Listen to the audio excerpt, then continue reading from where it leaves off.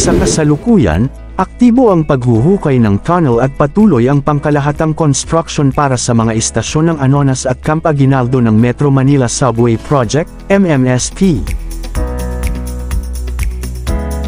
At bago natin ituloy, kung ikaw ay bago pa lang sa aking YouTube channel ay huwag kalimutan mag-subscribe at i-click na rin ang bell icon para lagi kang updated sa mga bago kong upload video. Noong nakaraang October 2025, sinimulan na ang paggamit ng ikatlong tunnel boring machine, TBM, mula Camp Aguinaldo patungong Anonas Station, northbound.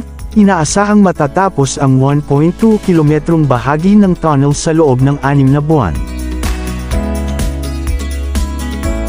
Ang Anonas at Camp Aguinaldo stations, kasama ang tatlong interstation tunnels na nagkokonekta sa East Avenue at Ortigas Avenue stations, ay bahagi ng Contract Package 103. Ang kontratang ito ay iginawad sa Sumitomo Mitsui Construction Company Limited. Ang mga gawa sa tunneling para sa Metro Manila Subway Project, MMSP, na maabot ang Anonas Station sa loob ng 6 na buwan, o sa Abril, kasunod ng pagsisimula ng pagbabarena ng ikatlong tunnel boring machine, TBM, mula sa Camp Aguinaldo Station ngayong buwan.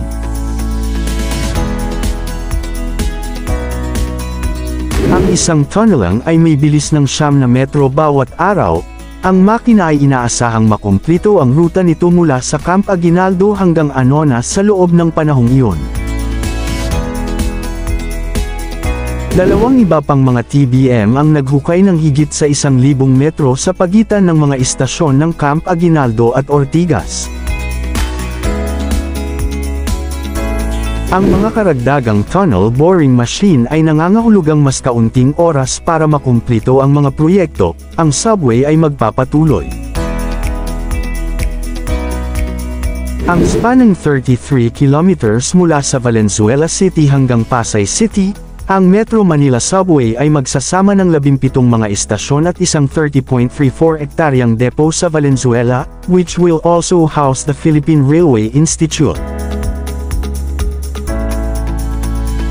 Ang system ay makakonekta sa North-South Commuter Railway sa pamamagitan ng mga istasyon ng FTI at Bikutan, na nagpapagana sa mga pasahero na maglakbay mula sa Valenzuela patungong Calamba nang hindi naglilipat ng mga tren.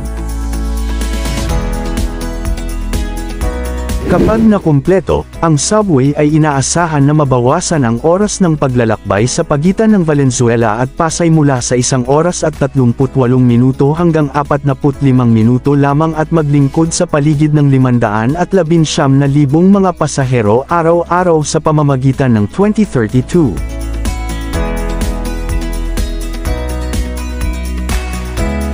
Sinabi ng DOTR na ang right-of-way acquisition para sa buong linya ay ngayon ay 75% na kumpleto. Ang unang sistema ng tren sa ilalim ng lupa ng bansa ay nakatakda para sa buong pagkumpleto ng 2032, kahit na ang DOTR ay naglalayong buksan ang hindi bababa sa 3 istasyon Valenzuela, Quirino, at potensyal na North Avenue sa pamamagitan ng 2028. Matatandaan, noong October 22, 2025, dinimolis na at sinimulan na ang pagbabakod sa bahagi ng Metrowalk compound sa Pasig City. Ang hakbang na ito ay para mabigyan daan ang pagtatayo ng Ortigas Station, na isa sa pinakamahalagang istasyon ng subway. Ang pamilya Singson, sa pamamagitan ng kanilang kumpanyang Blemp Commercial of the Philippines Incorporated, BCPI, na nangangasiwa sa Metrowalk, ay nag-turnover ng 12,752 square meters ng kanilang lupain sa Department of Transportation, DOTR. Ayon sa DOTR, ang Ortigas Station ay kritikal na bahagi ng MMSP na mag-uugnay sa mga pangunahing business district at transport hub sa Metro Manila.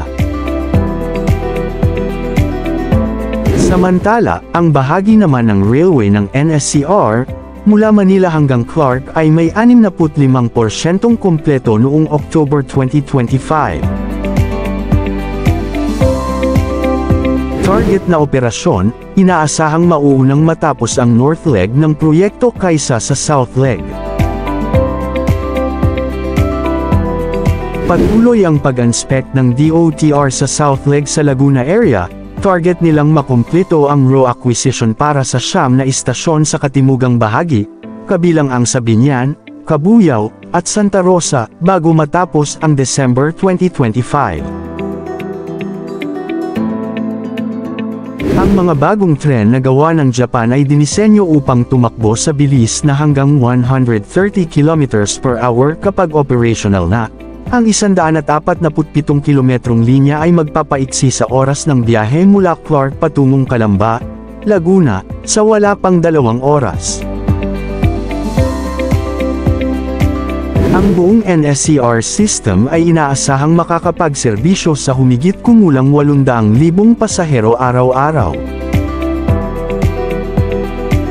Ang proyekto ay magkatuwang na ipinapatupad ng DOTR at Philippine National Railways, PNR, sa pinansyal at teknikal na suporta ng Japan International Cooperation Agency JICA at Asian Development Bank, ADB. Inatasan ng Department of Transportation, DOTR at National Housing Authority, NHA, ang pagtatayo ng kauna-unahang medium-rise relocation project sa Angeles City, Pampanga para sa mga pamilyang maaapektuhan ng North-South Commuter Railway, NSCR, project.